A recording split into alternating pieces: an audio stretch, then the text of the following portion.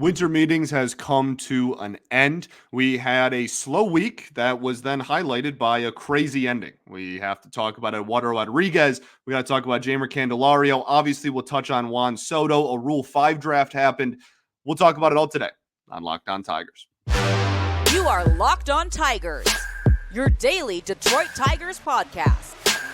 Part of the Locked On Podcast Network, your team every day.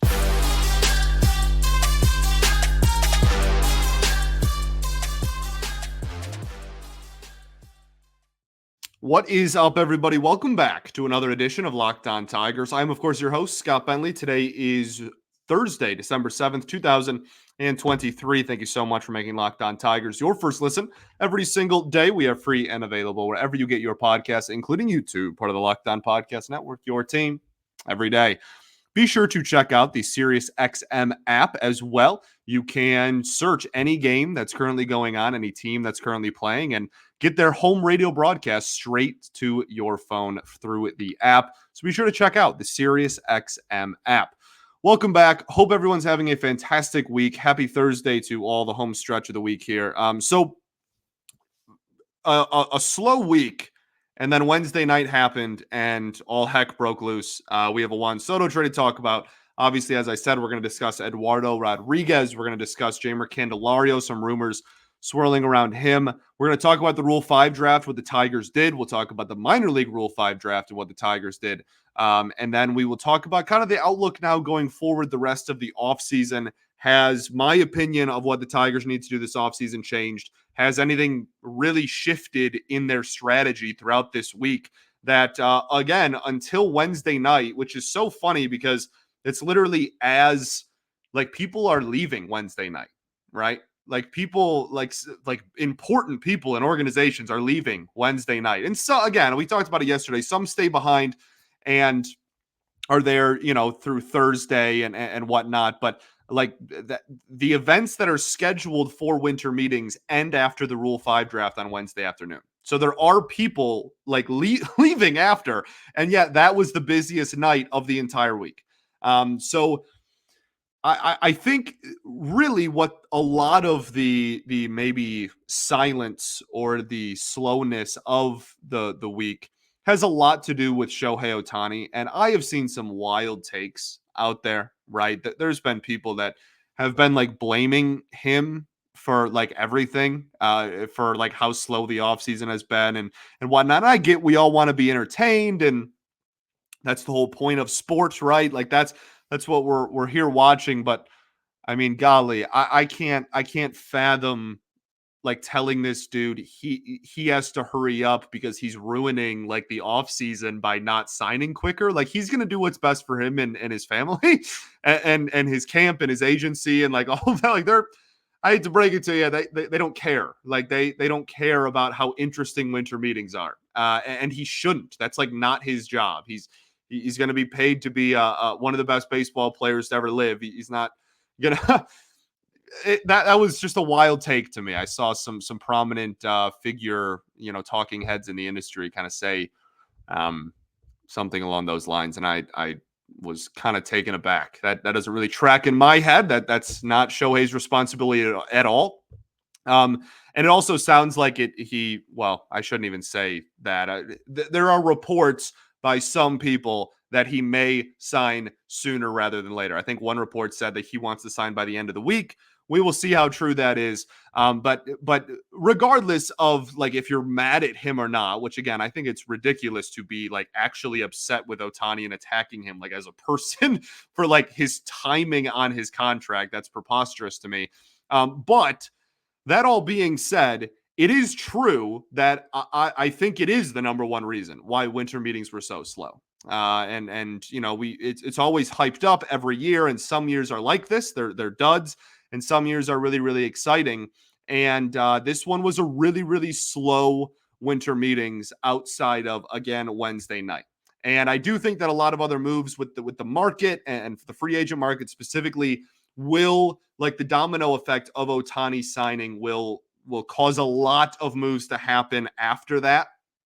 And because then everybody will know kind of a better idea of the market value for some of the higher end pitchers, and then it goes down, and then the middling pitchers get their value from the higher end and so forth, and it's the trickle down effect, obviously. So I do think that is a big thing. But that all being said, we did have a plethora. I love that word for whatever reason. A lot of moves on Wednesday evening. And again, it's so funny. Like as these dudes are like checking out of the hotel, they're wheeling and dealing, and a lot of rumors are swirling. Obviously, the headliner throughout Major League Baseball is Juan Soto. We'll talk about that kind of at the end of the show, just because after we get through all the Tiger stuff, we'll talk a little bit about Juan Soto, what that means for baseball, and we can try and find a Tigers angle to it. Why not? So I do want to start with Eduardo Rodriguez, who signed a 4-year, $80 million deal with the Arizona Diamondbacks, and there is a 5th-year vesting option. I don't know what the vesting is. That hasn't been reported at the time of this recording. Usually that vesting option is like innings based with pitchers because they want to have that security that they're still healthy and able to pitch a lot of innings. But it could also be performance. Could be you have to put up. I mean, some options are like you have to put up a certain WAR, or you have to put up a certain ERA in a certain amount of innings or whatnot. So we'll see what it is. But it's 4 years, 80 mil, and the vesting option could make it 5 years, 100 mil. So getting 20 mil almost on the nose. I don't know if it's front loaded or back loaded, or if it's even 20 every year. All the details haven't been out yet. This just happened like an hour ago in my world. So we'll see, but the AAV will be $20 million over 4 years. And everybody's upset, and all the Tigers fans are really mad at this guy. I'm not going to stand in the way of that. I understand. I really do get it. It's very frustrating to hear that, the reason that we didn't get a prospect package or whatnot for even though the reason we didn't get a return in a trade was because he didn't want to go out west, and now he's signing out west. Obviously, the optics of that are really shaky. They're not great. I don't have anything. I don't know Erod. I don't know what changed. I don't know. Right? Like there's been, some people are like, well, it's way different to move in the middle of the season than it is in the off season. I mean, sure, I'd imagine that that's true. I also was the biggest. I was very vocal at the trade deadline about how I put significantly more blame on the situation onto Harris than I did on Erod, and I don't waver from that opinion. But that all being said, the optics of this specifically are very hard for I'm not going to be the one to stand in the way of that. If you want to be angry at him, I get it. I have really nothing else to say. My biggest thing with this whole situation, besides just like I understand, is I'm just so glad it's over. Like I'm not sure I've ever felt the like I exhaled when I found out he was a Diamondback. Like genuinely, I was like, oh man, like that's over. Like that was my first thought. This was a guy who when he was on the mound was a good pitcher for this franchise. When he was on the mound, obviously. His timeline should be a movie. They should literally make films and or write stories about his timeline as a Tiger. What an eventful, like if he did that in pinstripes, man, that this would have been like one of the most talked about stories of the last 2 years in baseball. I mean, what a wild roller coaster, right? He goes, completely off the grid last year, dealing with stuff in his family, reportedly. He comes back, he's okay. He's like one of the best pitchers in the entire game of baseball the first 2 months of this year. Gets hurt, comes back, the trade thing happens. He signs with a West Coast team anyway. He opts out. Like, what a ride it was. I'm just very happy to get off the ride. That's really like all I have to say about this. If you're expecting me to get like red in the face mad because this dude signed with a West Coast team, you're not going to find it here. I'm sorry to disappoint. Genuinely, I I hope that, or I'm sure rather, that there are plenty of people out there who share your frustration. And I understand it. I'm not trying to say that it's like stupid for you to feel that way. I'm so over this. I'm so over this. I've been over it, right? If you've been listening to this show, we've been talking about on this show him opting out since February. When I've been talking about what the rotation in 2024 for the Tigers is going to look like, even though they very much could have just matched the contract that he just got from Arizona at any moment over the last 6 weeks, I have not had Erod in our discussions, in our plans, in any capacity for the 2024 rotation in literally 2 months. So like I this ship sailed for me a long time ago. I hope he goes out there and he's happy and the Diamondbacks. I root for them. They're a fun team, right? I hope he does well for them. But like I'm so tired and just over this entire thing, and I'm genuinely glad that it is over. Which is probably like not the stability you want out of a guy that you want to give $20 million a year to. From my perspective, right? If I'm thinking like, would I have re-signed him? I probably want a little more stability than like, oh, if you sign somewhere else, I'll kind of be relieved. So that's kind of reading between the lines, kind of where I stand on the entire thing. Yeah, that we're done. Eduardo Rodriguez, seen. Detroit Tigers' tenure is over. I don't think the Diamondbacks play in Comerica next year. I don't think. Don't quote me on that, but I don't think. I think we play them in Arizona. So for all those who want to go to Comerica when he starts and boo, you will have to wait at least another year, if not longer. All right. Let's keep the ball rolling. Got to talk about Jeimer Candelario. We're going to talk about the Rule 5 draft. We'll talk about Juan Soto, obviously. Then we'll just kind of talk about what the Tigers' outlook is the rest of the offseason now that this week is over. We'll talk about all of that right after we tell y'all about our friends over at FanDuel. Score early this NFL season with FanDuel, America's #1 sportsbook. Right now, new customers can get $150 in bonus bets with any winning $5 moneyline bet. That's $150 if your team wins. If you've been thinking about joining FanDuel, there's no better time to get in on the action. The app is so easy to use. There's a wide range of betting options, including spreads, player props, over-unders, and so much more. It's a really fun time to get in on the action in the NFL season. Very, very fun time. You got award season heating up. You got a lot of battles for MVP, a lot of player props there. You got a lot of teams. You can do team props as well. Obviously, week to week, these games mean a boatload. This really is the best time to get in on the action with FanDuel. So go to FanDuel.com/lockedon and kick off the NFL season. FanDuel, official partner of the NFL.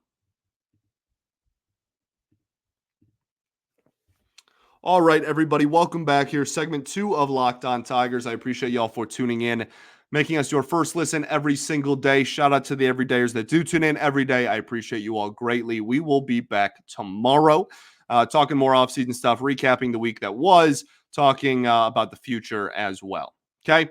Also, be sure to check out the Locked On Sports Today YouTube channel. It's here for you 24/7, covering the top stories in sports with local experts of Locked On, plus our national shows covering every league. Go to Locked On Sports Today on YouTube and subscribe to the first ever national sports 24/7 streaming channel.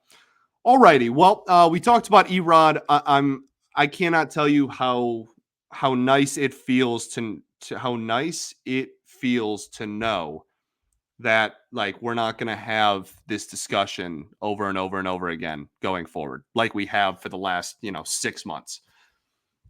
That's nice. We take that. All right. And when it comes to his production on the mound, again, there's always a spot in a rotation that I build for a pitcher like Erod, a guy that throws like he does. I think he's a really professional pitcher, and I think that every team in baseball would like to have him as a 3 or a 4 in a rotation. That's what he's going to be in Arizona. I think it's about the value we expected. I mean, when we were talking about, what's it going to take to get Erod?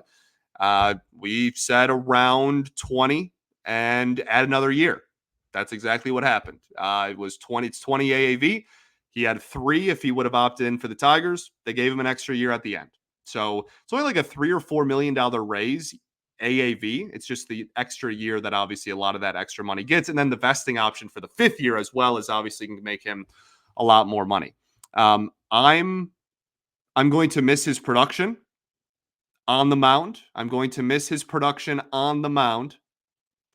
And but I also think that going forward, the Tigers have the talent and the developmental ability to fill that void. Honestly, I don't want to say pretty easily because there's a lot of unproven guys in this rotation when it comes to innings. But I am not heartbroken over the loss of his production either. Okay, cool. I think the Tigers will be all right. Especially if we use that money other places, which has yet to really happen. We'll talk about that later on. Jeimer Candelario, finally. I've started talking about this 7 times and then my ADHD takes over. So Jeimer, it is reported at the time of this recording, there is no deal. He is not officially signed anywhere, but there was a report like 20 minutes before I got on air that the Reds are seriously pursuing him and that it looks like they are going to be the front runner to land him. That raised a lot of questions about if the Tigers, we've had this discussion a lot. That's why we're not going to go super in depth on it today because I edited a whole episode just about third base period for the Tigers a few weeks back. We've talked about Jeimer at length over the last year, and I'm not heartbroken over not bringing back Jeimer. That's kind of been my opinion ever since we non-tendered him, and he had a great year, obviously. But I think he's just going to continue getting these 1 to 2 year, maybe I should say 2 give or take a year deals. And then he's just going to keep getting those. And he's a solid, well above at replacement level, solid third baseman. And I think if a team has a hole at third base, which the Tigers obviously do, then they'll be interested in kind of him being a quote unquote cheaper option than the top of the crop. The top crop, the cream of the crop of third basemen that are out there. He's kind of a step down from that. He struggled in the second half of this year a little bit at times as well, which I think kind of pushed the value down a little bit, but obviously had a great year. This was never going to happen. He was never going to be a Tiger. I think that relationship completely, that bridge burned.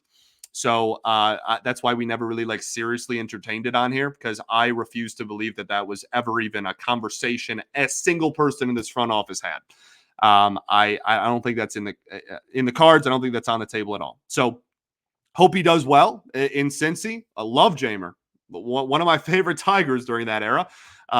Wish him nothing but the best, but not heartbroken over the fact that the Tigers probably aren't going to bring him back either. I'm totally cool with that. Would he be better than what we currently have at third base? Yeah. I definitely am not denying that. He would be an upgrade over what we're going to throw out there on opening day right now.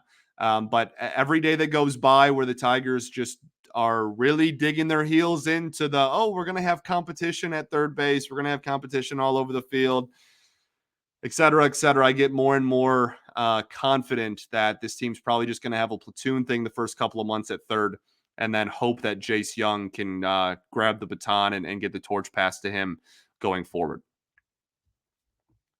So there you go.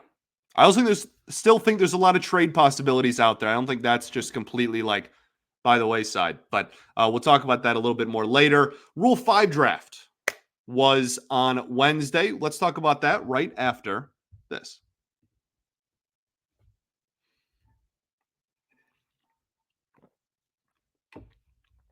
All right, everybody, welcome back here. Third and final segment of Locked On Tigers. I appreciate y'all greatly for tuning in as always. So the Rule 5 draft was on Wednesday afternoon. That is, again, as I said earlier, that's kind of the ending of winter meetings. It's the last real kind of event that is scheduled for winter meetings. And Yeah, I think that the Tigers didn't take anybody, and I think that that's fine. That was the big news. Everybody was waiting to see if we were going to take anybody, and we did not. We talked about it a little bit yesterday. I was kind of more leaning towards they're probably going to take someone, but it'll just be like a low risk reliever type. I think that not taking someone can be a good sign, though, to be honest with you. I think there's still plenty of fat to trim on this roster. I don't think that this is like the most competitive 38 players assembled in the game of baseball. I don't even know if we're going to go over 500 next year. That's obviously the goal, but that's still yet to be seen, obviously. But I do think that the mindset of we are looking for more proven upgrades than taking a complete shot in the dark on a guy who has never made it past double A, and that we are going to force ourselves to roster for the remainder of the season is probably not like the worst sign in the world for times changing, right? If you really want to plant your flag and like really announce, like we're actively going to try to get better, I think that skipping your pick, and if they just fill those two spots with promotions, then like this conversation's kind of null, and it's just like, all right, well, you didn't really do anything anyway. But if they go out there and they fill we're at 38 men right now. Obviously, it's a 40-man roster. If they go and fill that with some moves over the next couple of weeks, then we have a much different conversation. I think that that's probably why they did it, and I don't think that that's a bad thing at all. So I saw a lot of people celebrating, which is just funny to me. I kind of made fun at the situation as well. This is the first time the Tigers haven't taken someone in the Rule 5 draft since 2015. That's so long. That's so long. That's 8 years. I was in high school the last time the Tigers did not take someone in the Rule 5 draft, which also means that Avila took someone every single year because he took over in 16. Yeah. Wow. Wow. That's wild. Al Avila. Nobody loved the Rule 5 draft more than Al Avila, baby. Nobody. I hope, honestly, I hope he flew in for it. Wherever he is, drinking a cocktail on a beach or a ginger ale, whatever his fancy is, on a beach somewhere enjoying life. I really hope that he flew in for this event. I really do. I hope he got to witness his favorite day of the year, the Rule 5 draft. The Tigers did, however, take a couple of players in the minor league portion of the Rule 5 draft, which is very similar setup, but there is obviously the major league rules we talked about yesterday, 5 years in the minors, not on the 40-man roster. Guess what? You're eligible. And it's very similar. Obviously, it's not 40-man roster because it's not the 40-man roster. But with minor leaguers, it's another way for players that have kind of been log jammed or stuck at the lower level of the minors to make their way up to AAA, up to the higher levels of the minors. And the Tigers did take two players in that portion, both pitchers. They took both relievers at that, Nick Starr and Calvin Coker. I don't have like a huge breakdown on them. Trevor Huth has a fantastic breakdown. You can look. He has a lot of video and such on both of these guys. You can see on Twitter, just Trevor Huth, and he has a good breakdown on them. They're minor league relievers. One of them had an ERA over 5. Like this is really just you are looking at. Oh, they both have pretty decent strikeout numbers. I'll tell you that. Okay, I guess we are kind of breaking them down. They have pretty decent strikeout numbers. They have high ERAs, which is why they were eligible for this and why they were not protected.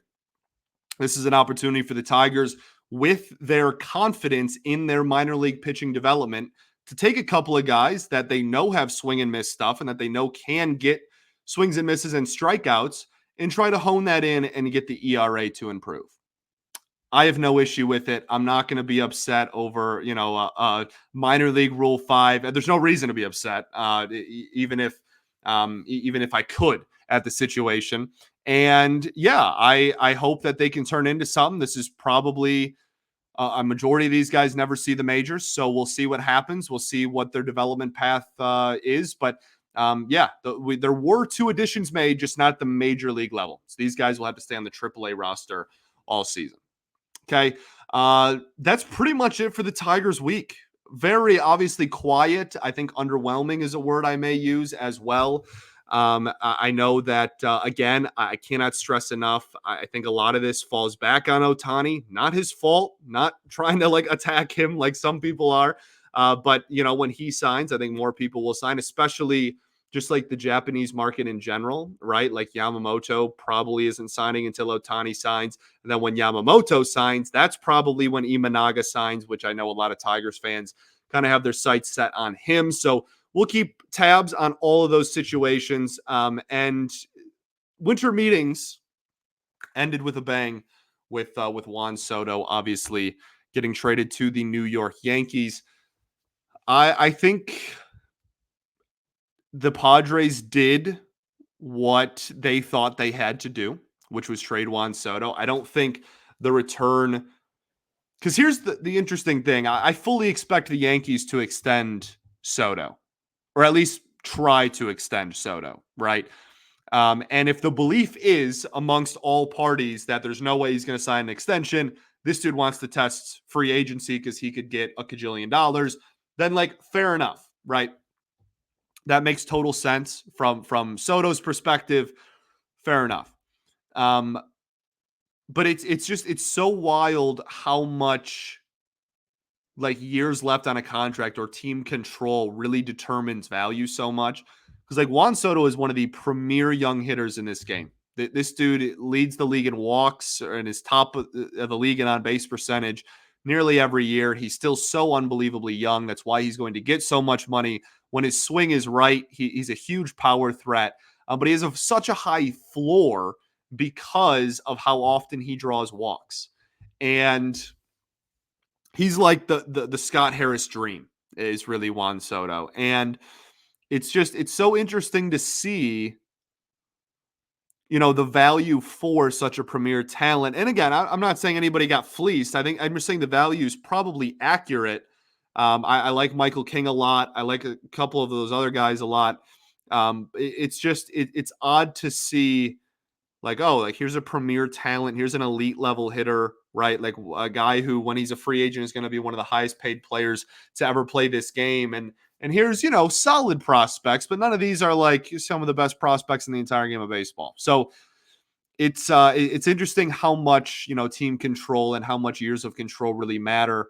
I think just in terms of, you know, both teams' perspective, again, I mean, if I were the Padres, I would have held on to one of the best hitters in baseball. However, they wanted to shed salary. They're clearly not going to extend him. They don't want to be the team that pays him all the money that he's going to command.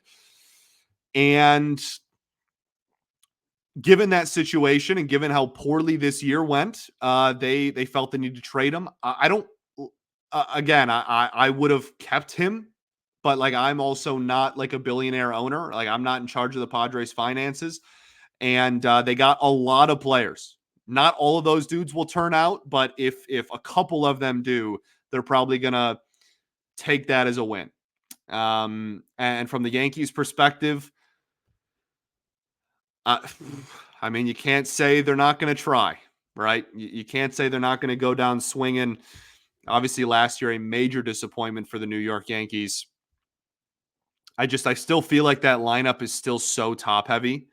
Like now you're going to have Judge and Soto, which is great, but you still have 7 other slots in that lineup that are just like meh.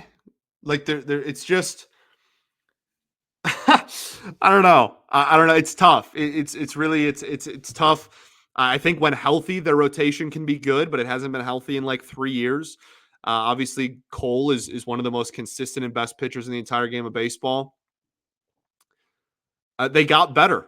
They got objectively better. I give them a ton of credit for going for it. I am always going to praise, even if it is the New York Yankees that everybody hates, I'm always going to praise teams for going for it and making that like bold, gutsy move.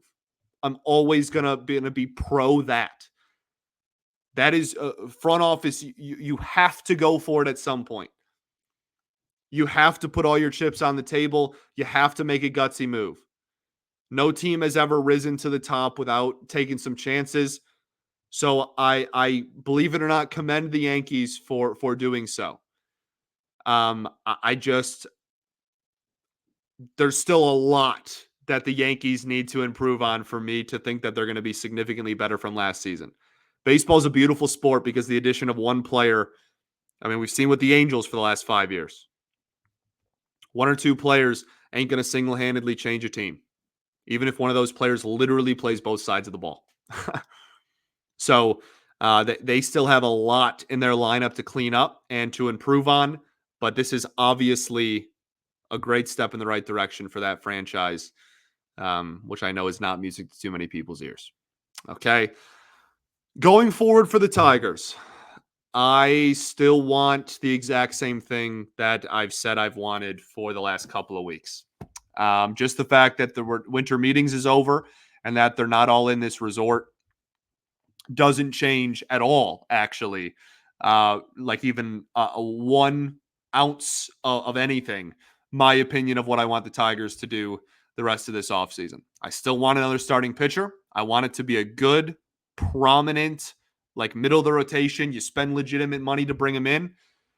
And then I want trading a pitcher, right? Some people don't want Manning traded. Okay, fine. Make it somebody else.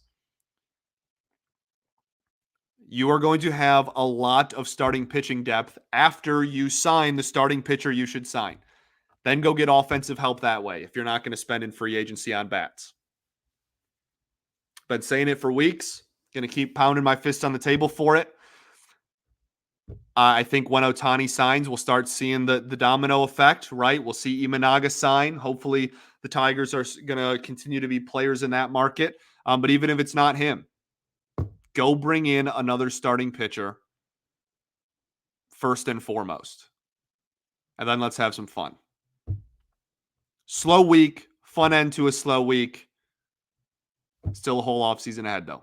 Thanks for making Locked On Tigers your first listen every single day. Shout out to the everydayers that do tune in every day. We will be back tomorrow for a Friday episode, recapping the week, talking about a little bit more in depth going forward, talk about some more off-season things, and yeah, kind of put a bow on the week that was. All right. Then next week we go down to 3 episodes a week. We'll talk about that a little bit more in depth tomorrow as well. Okay. Peace and love. Going to therapy's dope. I appreciate you all greatly. Go Tigers, baby.